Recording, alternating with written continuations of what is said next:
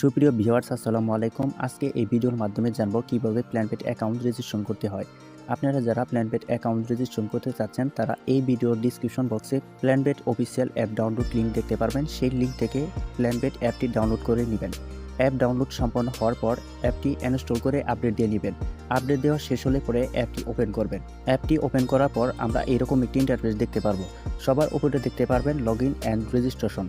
তো আজকে আমরা যেহেতু অ্যাকাউন্ট রেজিস্ট্রেশন করব সেহেতু আমরা রেজিস্ট্রেশন অপশনে ক্লিক করব। রেজিস্ট্রেশন অপশনে ক্লিক করার পর আমাদের সামনে এরকম একটি ইন্টারফেস আসবে। সবার উপরে দেখবেন ইন ওয়ান ক্লিক, এই ইন ওয়ান ক্লিকে ক্লিক করবেন। ইন ওয়ান ক্লিকে ক্লিক করার পর আমাদের সামনে এরকম একটি ইন্টারফেস আসবে। সবার উপরে দেখবেন কান্ট্রিটা বাই ডিফল্ট বাংলাদেশ দেওয়া আছে এবং কারেন্সি বাংলাদেশি টাকা বিটিটি দেওয়া আছে। সবার নিচে দেখতে পারবেন প্রোমো কোডের অপশন। তো এই প্রোমো কোডের অপশনে আমাদের একটি প্রোমো কোড লিখতে হবে। এই প্রোমো কোডের অপশনে লিখবেন বিডিটি। তো এই প্রোমো কোডের অপশনে বিডিটি লিখবেন। তো বন্ধুরা, এই বিডিটি প্রোমো কোডটি যদি আপনারা এখানে লিখেন তাহলে আপনাদের অ্যাকাউন্টের সিকিউরিটি প্রবলেমটা 0%-এ নেমে আসবে এবং এই প্রোমো কোডটি ব্যবহার করলে আপনারা প্রথম ডিপোজিটে 200% পর্যন্ত ডিপোজিট বোনাস পাবেন। তাই অবশ্যই এই প্রোমো কোডটি মনে করে লিখে দেবেন। প্রোমো কোড লেখা শেষ হলে নিচে খালি ঘর দেখতে পারবেন। এই খালি ঘরে টিক মার্ক দিয়ে রেজিস্টার অপশনে ক্লিক করে দেবেন। রেজিস্টার অপশনে ক্লিক করার পর আমাদের সামনে এরকম একটি ইন্টারফেস আসবে। এখানে I am not a robot এই জায়গাতে ক্লিক করে দিবেন। তারপর ক্যাপচা পূরণ করে ভেরিফাই ক্লিক করে দিবেন। ভেরিফাই ক্লিক করার পর আমাদের অ্যাকাউন্টটি সাকসেসফুলি রেজিস্ট্রেশন হয়ে যাবে। অ্যাকাউন্টের ইউজার নেম এবং পাসওয়ার্ড আপনাদের মোবাইলে স্ক্রিনশট দিয়ে নেবেন। পরবর্তীতে আপনাদের এই অ্যাকাউন্টটা লগ ইন করার সময় আপনাদের এই ইউজার নেম এবং পাসওয়ার্ড দিয়ে অ্যাকাউন্ট লগ ইন করতে পারবেন।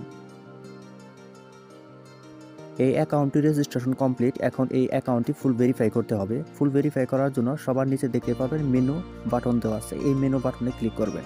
এই মেনু বাটনে ক্লিক করার পর সবার উপরে দেখবেন পার্সোনাল প্রোফাইল। এই পার্সোনাল প্রোফাইলে ক্লিক করবেন।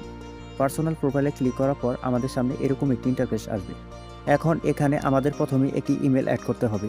এখানে ইমেলের পাশাপাশি আপনারা ফোন নাম্বারের অপশনও পাবেন, কিন্তু আপনারা ফোন নাম্বার অ্যাড করবেন না, কারণ ফোন নাম্বার অ্যাড করলে পরে আপনাদের সুবিধার চেয়ে অসুবিধা বেশি হবে। তাই অবশ্যই এখানে শুধু একটি ইমেল অ্যাড করে দেবেন। তো ইমেল অ্যাড করার জন্য ইমেল বরাবরে লিঙ্ক অপশনে ক্লিক করবেন। লিঙ্ক অপশনে ক্লিক করার পর এরকম একটি ইন্টারফেস দেখতে পারবেন। এখানে আপনাদের একটি ইমেল অ্যাড্রেস লিখে দেবেন। ইমেল অ্যাড্রেস লেখা শেষ হলে পরে নিচে দেখবেন সবুজ বাটনে লিঙ্ক লেখা আছে। এই লিঙ্ক লেখাতে ক্লিক করবেন। লিঙ্ক লেখাতে ক্লিক করার পর আমাদের সামনে এরকম একটি ইন্টারফেস আসবে। তো এখানে আমাদের ক্যাপচা পূরণ করতে হবে। ক্যাপচা পূরণ করে ভেরিফাই ক্লিক করতে হবে। ভেরিফাই অপশনে ক্লিক করার পর আমাদের ইমেলে ওটিপি কোড যাবে। ওটিপি কোডটা এনে এখানে লিখে অ্যাক্টিভ অপশনে ক্লিক করতে হবে। তো অ্যাক্টিভ অপশনে ক্লিক করলে পরে আমাদের অ্যাকাউন্টের সাথে ইমেলটি লিঙ্ক করা কমপ্লিট হয়ে যাবে। আপনারা অলরেডি দেখতে পাচ্ছেন যে আমার ইমেলটি আমার এই অ্যাকাউন্টের সাথে লিঙ্ক করা কমপ্লিট হয়েছে। এখন আমাদের এনআইডি কার্ডের ইনফরমেশন লিখতে হবে। এনআইডি কার্ডের ইনফরমেশন লেখার জন্য সবার উপরে কলম আইকন দেওয়া আছে। এই কলম আইকনে ক্লিক করবেন। কলম আইকনে ক্লিক করার পর আমাদের সামনে এরকম একটি ইন্টারফেস আসবে। সবার উপরে দেখবেন সারনেম। এই সারনেমের জায়গায় আপনার নামের শেষ অংশ লিখবেন এবং ফার্স্ট নেমের জায়গায় আপনার নামের প্রথম অংশ লিখবেন। তারপর দেখবেন ডেট অফ বার্থ। এই ডেট অফ বার্থের জায়গায় আপনার জন্ম তারিখ লিখবেন। জন্ম তারিখটা হবে আপনার এনআইডি কার্ডের তথ্য অনুযায়ী। জন্ম তারিখ লেখার পর নিচে দেখবেন প্লেস অফ বার্থ। এই জায়গায় আপনার জন্মস্থান লিখবেন অথবা বসবাসের স্থান লিখে দেবেন। তারপর দেখবেন রিজন। এই রিজনের জায়গায় বিভাগ সিলেক্ট করবেন এবং সিটির অপশনে আপনাদের জেলা সিলেক্ট করবেন। তারপর দেখবেন এসিডেন্ট অ্যাড্রেস। এই এসিডেন্ট অ্যাড্রেসের জায়গায় আপনার এনআইডি কার্ডের তথ্য অনুযায়ী আপনার অ্যাড্রেস লিখে দেবেন। তারপর দেখবেন ডকুমেন্ট। এই ডকুমেন্ট সিলেক্ট করার জন্য ডান পাশে অ্যারো চিহ্নতে ক্লিক করবেন। ডান পাশে অ্যারো চিহ্নতে ক্লিক করে ন্যাশনাল আইডি কার্ড সিলেক্ট করবেন এবং সিরিজের জায়গায় 1 লিখবেন। তারপর ডকুমেন্ট নাম্বারের অপশনের জায়গায় আপনাদের এনআইডি কার্ডের নাম্বার লিখে দেবেন। Date of issue. এই ডেট অফ ইস্যুটা মূলত আপনার এনআইডি কার্ডের পিছনের অংশে কার্ড প্রদানের তারিখ। এই কার্ড প্রদানের তারিখটা এখানে সিলেক্ট করে দেবেন। তারপর দেখবেন ইস্যু বাই। এই ইস্যু বাইয়ের জায়গায় বাংলাদেশ গভর্নমেন্ট লিখে দেবেন। তারপর এক নজরে দেখে নেবেন যে আপনার তথ্যগুলো সঠিক আছে কিনা। যদি সবকিছু ঠিকঠাক থাকে তাহলে সেভ অপশনে ক্লিক করে দিবেন।